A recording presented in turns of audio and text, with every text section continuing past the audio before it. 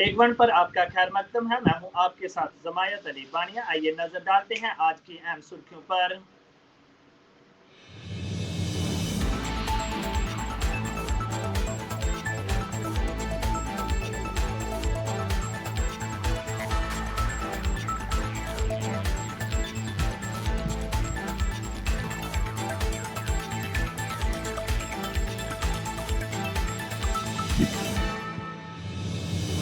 हिजबुल खिलाफ सुनील शर्मा हुकूमत fire and emergency मुलाजमीन के जायज मुतालबात को करे पूरा।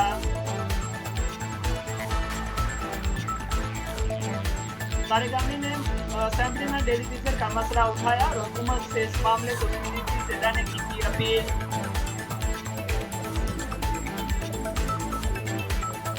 जेएमसी रिजौरी में बढ़ती आज रेस्क्यू टीम पहुंची मौके पर।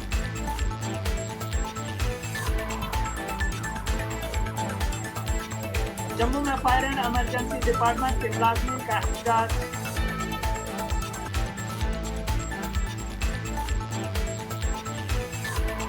जनूबी कश्मीर के शोपियां में आईईडी हुई बरामद।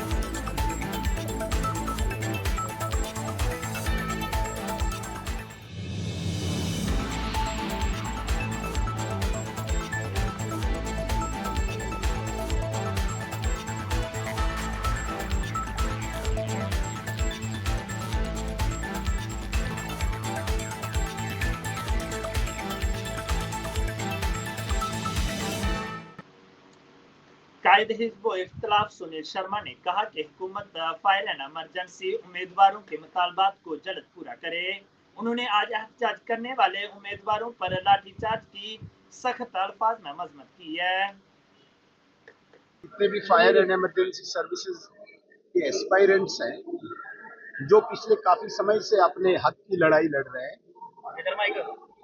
उनके साथ जो अन्याय हुआ उस लड़ाई की कड़ी में आज दोबारा से उन्होंने आंदोलन शुरू कर दिया है। हम तो अब असेंबली में ही है। यदि उनके साथ कोई इस प्रकार की ज्यादती हुई है, मैं उसका खंडन करता हूं और मैं आग्रह करता हूं यहाँ के प्रशासन से कि उनकी जेन्युइन डिमांड्स जो फायर एंड इमरजेंसी सर्विसेज की है, और मुझे लगता है वो सब जुडिस भी है उनका इश्यू, उनको तुरंत एड्रेस किया जाना चाहिए। और हम कतई भी इस चीज को नहीं मानेंगे कि जम्मू कश्मीर का नौजवान अपने हक अपने न्याय के लिए सड़कों पे उतरे। हमें ये कभी कबूल नहीं होगा। आज भारतीय जनता पार्टी आग्रह करती है प्रशासन से कि तुरंत इनकी जेन्युइन डिमांड को फुलफिल किया जाना चाहिए। इन्हें हम मजबूर न करें सड़कों पे आए, पुलिस इन पे लाठीचार्ज करे, इसकी नौबत नहीं आनी चाहिए। और हमें विश्वास है कि प्रशासन आज के इस आंदोलन के बाद सतर्क होकर फायर एंड इमरजेंसी सर्विसेज के एस्पायरेंट्स को कोई न कोई खुशखबरी देगा, उनके साथ न्याय करेगा, उनके साथ इंसाफ करेगा। सर, आरएस पठानिया साहब उन्होंने वॉकआउट किया है, उसके विषय में क्या कहेंगे? देखिए, स्पीकर असेंबली जो है वो एक बाइस्ड एक पार्टी के वर्कर की भांति असेंबली को चला रहे हैं। भारतीय जनता पार्टी के जितने भी विधायक क्वेश्चंस देते हैं, सरकार को वो बचाना चाहते हैं और इसलिए भारतीय जनता पार्टी के विधायकों के क्वेश्चन भी नहीं लगने देते हैं। आज पठानिया साहब का क्वेश्चन आया था, जानबूझ के स्किप कराया गया और उस विरोध में पठानिया साहब ने वॉकआउट किया। लेकिन ये केवल आरएस पठानिया का मुद्दा नहीं है, ये पूरी अपोजिशन का मुद्दा है। हालांकि ट्रेजरी बेंचेस के एमएलए हैं, उनकी सरकार है, उन्हें पूछने की कोई आवश्यकता नहीं। आप जाओ अपने चैम्बर में मिनिस्टर से पूछ लो, अपने चीफ मिनिस्टर से पूछ लो। लेकिन जानबूझ के स्पीकर ट्रेजरी बेंचेस के जो एमएलए हैं उनके क्वेश्चन ज्यादा लगाता है ताकि सरकार आंसरेबल न हो, ताकि सरकार जवाबदेह न हो, सरकार को बचाया जाता है। तो ये मुझे लगता है कि एक न्यूट्रल पोजीशन जो स्पीकर की होती है, उसकी गरिमा को भी, उसकी मर्यादा को भी स्पीकर साहब ने भंग किया। सीपीआईएम लीडर और एमएलए मोहम्मद यूसुफ तारेगामी ने आज असेंबली में यूम अजरत का मसला उठाया। इस बारे में बात करते हुए उन्होंने कहा कि हुकूमत को चाहिए कि वो स्कूलों और दीगर महकमों में काम करने वाले यूम अजरत के मामले को संजीदगी से लें। उन्होंने कहा कि वो तवील अरसे से मुश्किलात का शिकार है और महंगाई के इस दौर में उनके लिए खानदान की कफालत करना मुश्किल है। स्कूल एजुकेशन का ताल्लुक है, बुनियादी तौर पर अगर इसको रिवैम्प ना किया गया वक्त पर, स्कूल एजुकेशन जिसकी जो निगरानी रहनी चाहिए सरकार की, अगर वो कम हो जाए तो ये प्राइवेटाइज की तरफ ही दौड़ लगी रहेगी और नतीजा ये है तालीम अमीरों के लिए रहेगी, आसूदा हाल लोगों के लिए रहेगी। आम गरीब लोग जो हैं, मेहनत करने वाले लोग हैं, कम उजरत पर काम करने वाले लोग हैं, उनके नसीब में तालीम होगी नहीं। वो तालीम, प्राइवेट तालीम बड़ी फ़ीसें अदा करने में मेरे ख्याल में उनकी जेब इजाज़त देती नहीं। और इसीलिए मैंने आज ये सवाल किया कि आपने क्या फ़ैसला किया है, कंट्रैक्चुअल जो हमारे लेक्चरर्स लगे हैं, टीचर्स लगे हैं, उनकी तनख्वाहें बहुत कम हैं, आर्जी हैं, उनको एलिजिबिलिटी है रेगुलराइज होने की, उस पर गौर क्यों नहीं किया जाता। और इसी तरीके से जहाँ तक कुक्स का ताल्लुक है, आज भी 1000 रुपये उनको मिलता है। मुझे बताइए, अगर आप बेकारी को भी, वो बेकारी भी बेचारा, आज महंगाई इतनी है कि भूख, एक वक्त की 2 वक्त की भूख मिटती नहीं है। तो इसलिए ये एक मजाक है उनके साथ। CPW के बारे में मुझे मालूम ही नहीं है, जेब खर्च भी नहीं है, जेब खर्च भी नहीं है। अगर ये स्कीमें हैं तो यहाँ की सरकार को भी जायज़ा लेना चाहिए। मैंने ऑनरेबल चीफ मिनिस्टर साहब वहाँ थे, फाइनेंस के इंचार्ज हैं, मैंने उनसे भी कहा गरीबों के लिए भी कुछ पैगाम मिले इस हाउस से, ये मेरी रिक्वेस्ट रहेगी। मेरा ये सिर्फ एक गुजारिश है कि अगर मिनिमम वेजेस एक्ट लागू है पूरे देश में, यहाँ क्यों नहीं लागू किया जाता है? जहाँ तक डेली वेजर्स का ताल्लुक है, कैजुअल लेबर्स का ताल्लुक है, आर्जी मुलाजमीन का ताल्लुक है। आज भी आप देख लीजिए, पूरे मुल्क में वो डिमांड कर रहे हैं वर्किंग क्लास कि हमें मिनिमम 26,000 रुपये। ये लेबर कॉन्फ्रेंस ने भी कहा है कि इनको वर्कर का दर्जा मिलना चाहिए, 26,000 रुपये कम से कम मिलना चाहिए, चाहे वो आंगनवाड़ी वर्कर्स हैं, आशा वर्कर्स हैं, NHM में काम करने वाले या आर्जी मुलाजमीन हैं। यहाँ लागू क्यों नहीं होता? दूसरा, अगर मिनिमम वेजेस दिल्ली में जो मिलता है वो यहाँ लागू होना चाहिए। ये लोग कहते हैं कि इंटीग्रेशन हुई है, तो इंटीग्रेशन किन मामलात में हुई? अगर वहाँ अच्छी तनख्वाह है, अच्छे वेजेस है, यहाँ भी मिलने चाहिए। और यहाँ तक अभी जो लद्दाख में, उनके पास भी रिसोर्सेज हमसे ज़्यादा नहीं है, वो देते हैं मिनिमम वेजेस, जो स्लैब उनकी है उससे कहीं कम है जम्मू कश्मीर की स्लैब्स मिनिमम वेजेस की।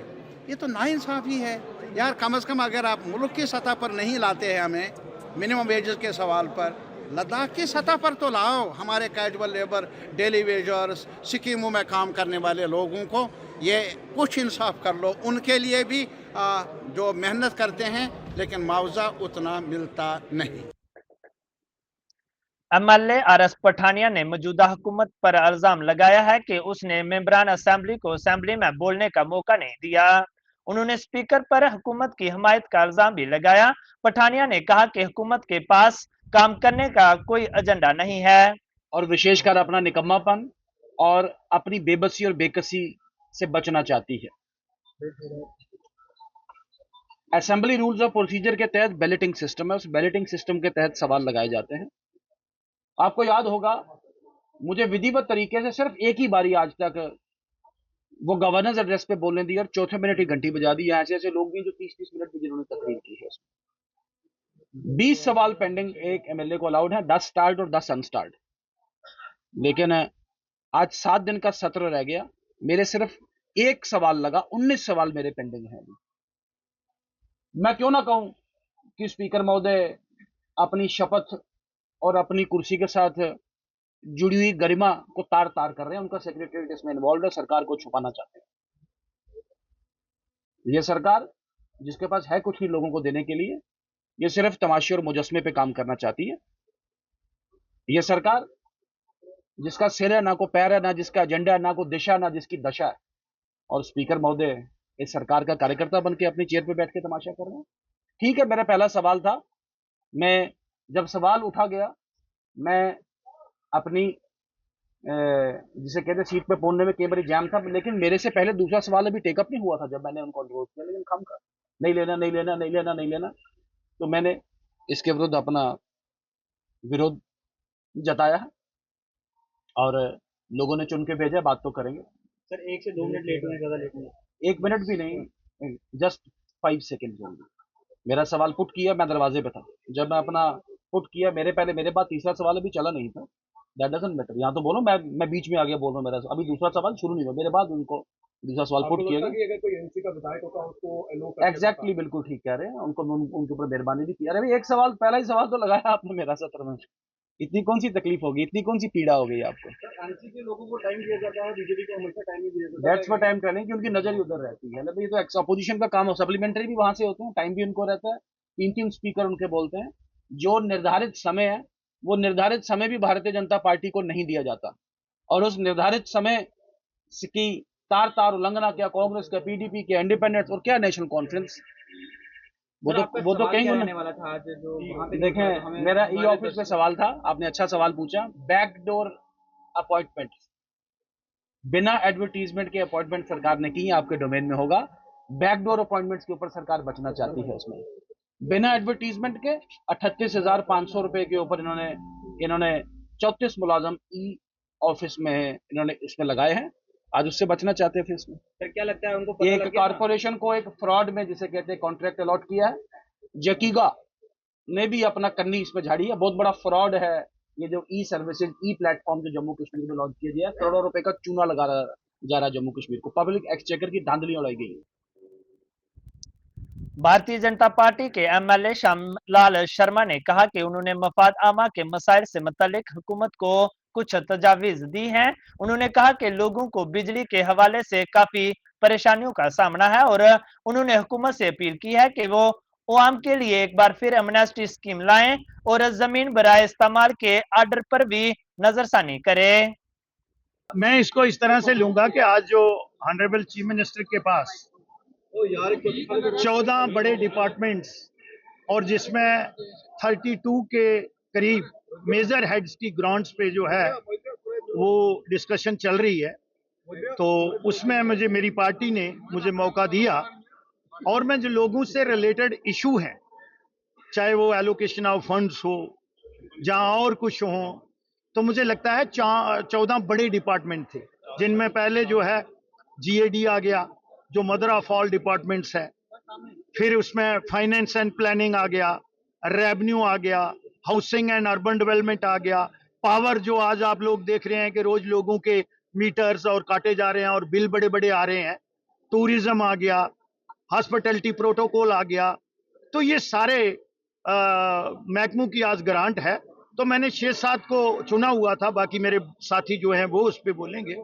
और मैंने कोई opposition for the sake of opposition तनकीद नहीं की है।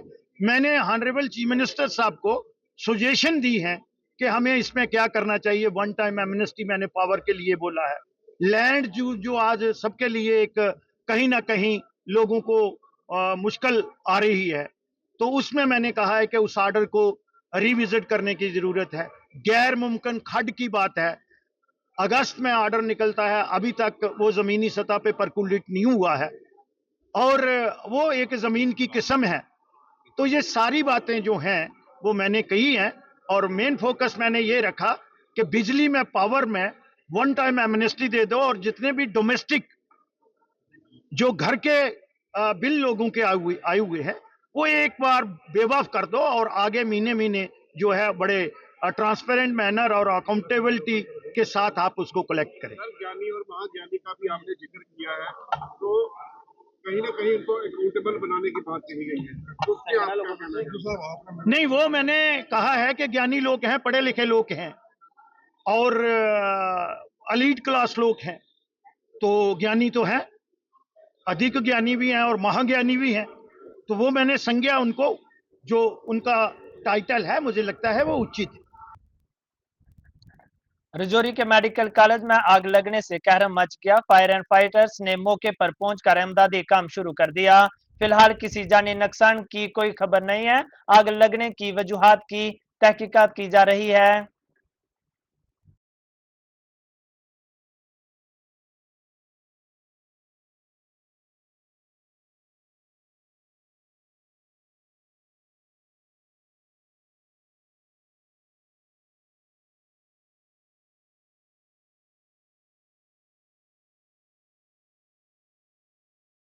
जिले आग लग गया अंदर तो जिले हाल जाल पे के शोर हो मैं क्यों कोई मरीज मार गया उसको शोर है जनाब बेड बाहर कटो दे रो लियो इतना बाहर दे बड़ी हाल जाल पे के बेशुमार जनाब कोई दुनिया के हेठ ऊपर हुई है बेशुमार बड़ी तंगी देखी है बहुत सख्त किसे हाँ आज मीटा मेरी लत टूटी हुई है हड्डी को डॉक्टर को ले आंदा उसमें सब लोगों की बड़ी परेशानी हुई है और बड़ी मुसीबत गुजरी है बड़ी मारावरी थोड़ी आन थोड़ी बड़ी ये हालात दुखाती है और औसरत रोग आने बार बहुत मुसीबत हुई है।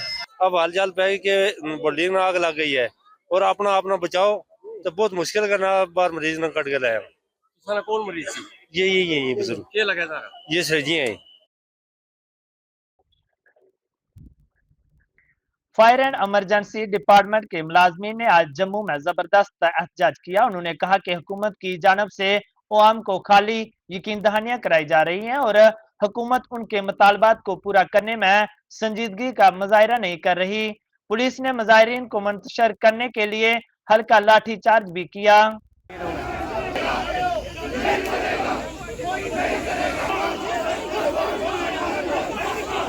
हमारा मसला हल करो यही गुजारिश है एलजी साहब से वरना बहुत हंगामा हम भी बैठने वाले नहीं है हम अपनी जान से जाएंगे लेकिन ये तो नहीं हटेंगे पुलिस को जितना मारा है मारे लेकिन हम नहीं हटेंगे।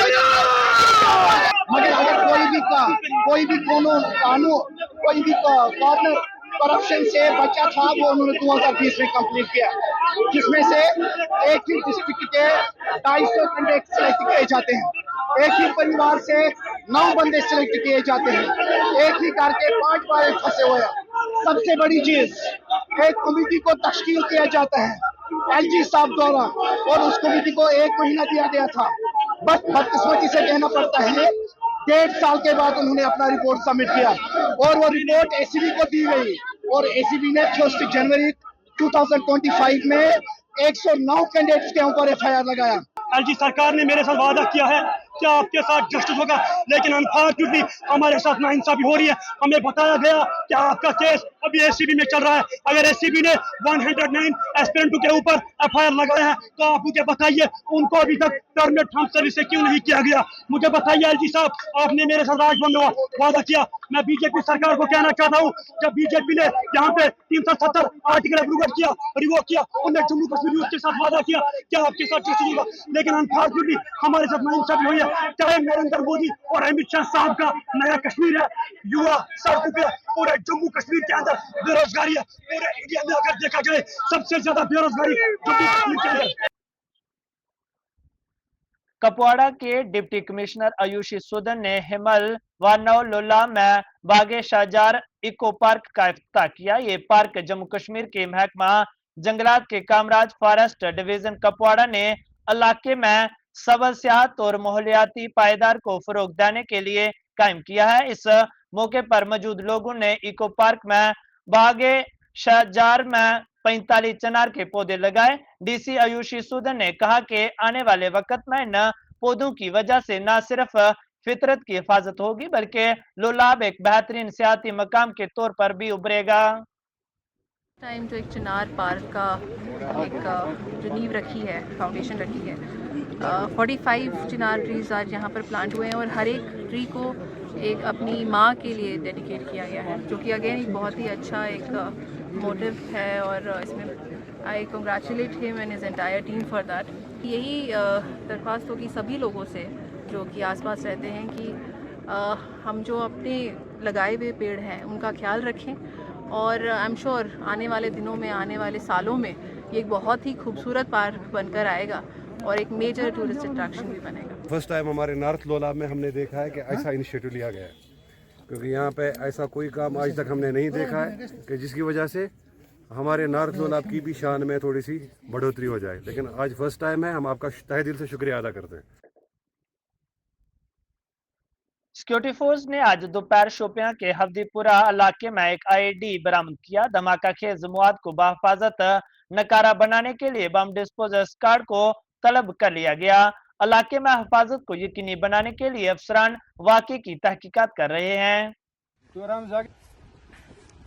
इस वक्त की सबसे बड़ी खबर जो है जनूबी कश्मीर जिला शोपियान के हबड़ीपोरा इलाके से निकलकर सामने आ रही है। मैं आपको बता के चलूं कि मैं इस वक्त उसी स्पॉट पे खड़ा हूं जहां पे फौज यानी 44 आरा जम्मू कश्मीर पुलिस सीआरपीएफ के साथ यहाँ पे एक बहुत बड़ा हादसा है जो है टल गया है। मैं आपको बता के चलूं नॉर्थ कश्मीर के बाद साउथ कश्मीर कुलगाम के बाद आज शोपियान में भी फौज ने यहाँ पे आईडी है अभी कुछ देर पहले बरामद की गई है। मजीद तफसीलात के लिए आप हमारे साथ बने रहो।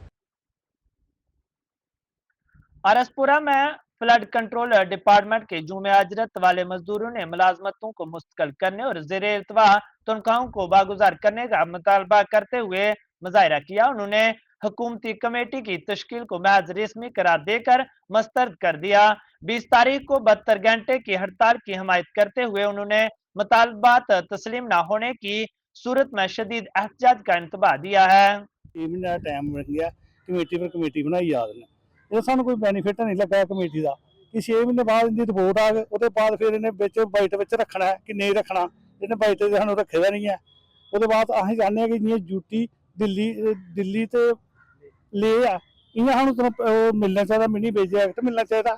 उसके तहत सानू पॉलिसी जब तक पॉलिसी नहीं मिली रेगुलर पॉलिसी नहीं मिलती इन्हें सानू उह तनख्वाह मिलनी चाहिए। उमर साहब को ये बोलना चाहता हूँ कि रिक्वेस्ट करना चाहता हूँ तमाम जो हमारी जो जम्मू कश्मीर की सरकार है इनको मैं हाथ जोड़कर टेलीविजन की तरफ से और तमाम टेलीविजन आप सड़कों पे उतर चुका है।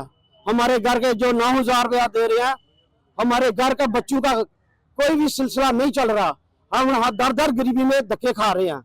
तो मैं रिक्वेस्ट करना चाहता हूँ उमर साहब, आपने तमाम वादे किए थे टेलीविजन के लिए कि हमने जो पॉलिसी लाएंगे और रेगुलेशन लाएंगे, और अब आप ये टेलीविजन के साथ आप ऐसा देख रहे हैं जैसे बीजेपी ने भी पहले बहुत वादे किए थे कि हमारी सरकार आएगी तो हम टेलीविजन को परमानेंट देंगे और इनकी जो 72 महीने की पेंडिंग बेसी देंगे। और आज 10 साल हो गए हैं इनकी कमेटी बन रही है। तो मुझे ये बताइए कि आप कमेटी पे कमेटी तरीक पे तरीक चलाते रहोगे। 24 साल हो गया, कई सरकार आईया ने कई गई ने, वायदे पर वायदे चलते रहे ने, इसने साडी सुनवाई किते नहीं हुई। हूँ भी 6 महीने का टाइम मंग रहे हैं, वायदा करके साढ़े को वोट ले ले लेकिन वायदा पूरा नहीं किया। हूँ अं कहने भी सानू रेगुलाइज पॉलिसी मिलनी चाहिए। हूँ जो आने वाला साडा अगला भविष्य फ्यूचर है वो बारे भी कुछ सोचा जाए।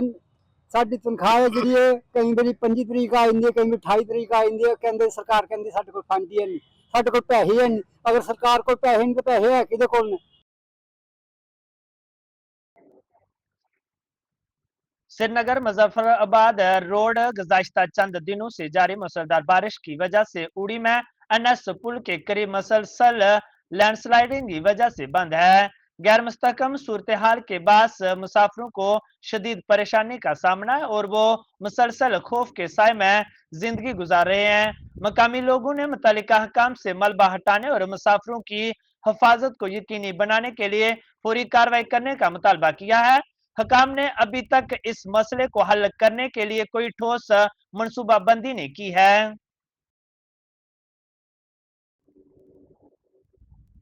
संवेदना सोसाइटी ने बाउफोर्ड में 95वां मुफ्त आई चेकअप कैंप का इनकार किया। एसपी साउथ अजय शर्मा ने बावे वाली माता मंदिर के एहतियात में पुजारियों, सेवादारों और मकामी बाशिंदों के लिए फ्री आई चेकअप कैंप का इफ्तिताह किया।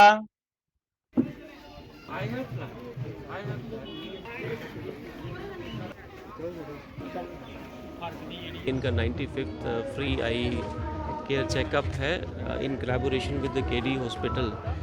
और हमारी आंखों के अंदर कुछ एक ऐसी प्रॉब्लम्स भी होती हैं जिनका हमें पता भी नहीं चलता, जिसमें से एक मोतिया एक ऐसी प्रॉब्लम है, काला मोतिया जिसको कहते हैं। It is a silent killer of your I site.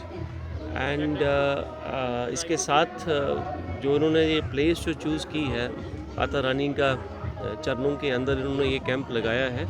Tuesday को दिन यहाँ पे काफ़ी सारे लोग ऑल ओवर जम्मू, स्पेशली जो विलेजेस हैं, रूरल एरियाज़ हैं, वहाँ से सारे आते हैं। They are deprived of probably the tertiary care center, the specialized eye care, और वो उनको यहीं पे मुहैया करवाने के लिए जो इन्होंने इनिशिएटिव लिया है, मैं इनको और इनकी सारी टीम को एक बार फिर से कंग्रेचुलेट करना चाहूँगा। साथ ही साथ मैंने रिक्वेस्ट की है इनसे कि जो भी लोग आपके पास आते हैं उनको आप आई डोनेशन के बारे में बताइए कि आपके इस संसार के जाने के बाद भी आपकी जो नज़र है वो ज़िंदा रहे, वो चलती रहे। तो उसको भी इन्होंने माना और उन्होंने कहा कि अगला कैंप जो भी हमारा होगा तो उसमें एक स्पेशलाइज्ड, क्योंकि लोगों के अंदर वो अवेयरनेस नहीं है। दिस इज़ अ टाइम, हमारे पास जम्मू के अंदर ही ये वाली फैसिलिटीज़ हैं, आपको कहीं बाहर जाने की ज़रूरत नहीं है। जम्मू मेडिकल कॉलेज के अंदर ही आप अपना नेत्रदान कर सकते हैं। तो ये I hope that you will definitely sir, हाँ, इस कंसेप्ट को भी आप आगे लेके चलेंगे। तो from on behalf of Jammu Kashmir police and SSP Jammu, I want to thank the entire NGO जो ये काम कर रही है और उनके जो चेयरमैन हैं, साथ ही हमारे बीच में और बड़ी महान हस्तियाँ भी यहाँ पे आई हैं। So my good wishes to all of them. जय माता की। हमारा यही मकसद था कि अच्छी मेडिकल फैसिलिटीज़ जो है वो आम लोगों को मिले। यहाँ पर जो हमारे डिवोटीज़ आते हैं, पुजारीज़ हैं और जो सेवादार, वो निरंतर यहाँ माथा टेकने आते हैं और माता के चरणों में ही हमने आज ये कैंप लगाया है। हम लोग इस एनजीओ के माध्यम से यही प्रयास करते हैं कि जो लोग शोषित हैं या वंचित हैं, जिन लोगों को अच्छी मेडिकल फैसिलिटी, चाहे वो अपनी बिजीनेस के कारण नहीं मिल पाती या जो है वो अफोर्ड नहीं कर सकते, ऐसे लोगों को हम अच्छी मेडिकल फैसिलिटीज़ उनके डोर स्टेप पर देते हैं। इसी के प्रयास से तो ये कैंप हमने लगाया था। जाने से पहले आइए एक बार फिर नजर डालते हैं आज की अहम सुर्खियों पर।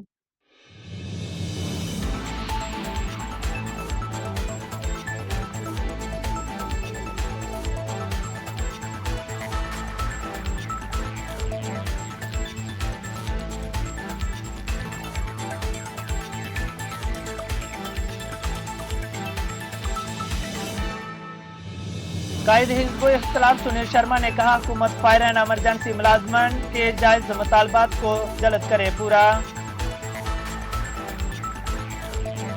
तारेगामी ने असेंबली में टेलीविजन का मसला उठाया, हुकूमत से इस मामले को संजीदगी से लेने की अपील।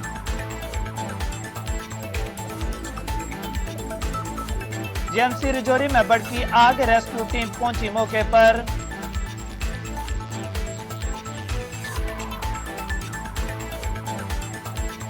जम्मू में फायर एंड इमरजेंसी डिपार्टमेंट के मुलाजमीन की तरफ से किया गया एहतजाज।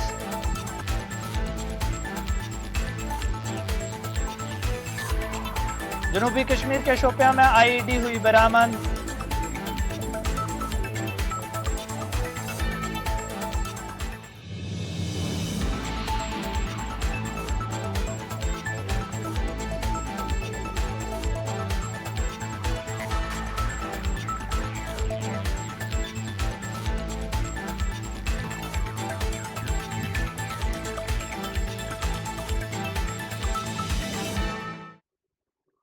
आज की उर्दू खबरों में इतना ही। आप देखते रहें टेक वन।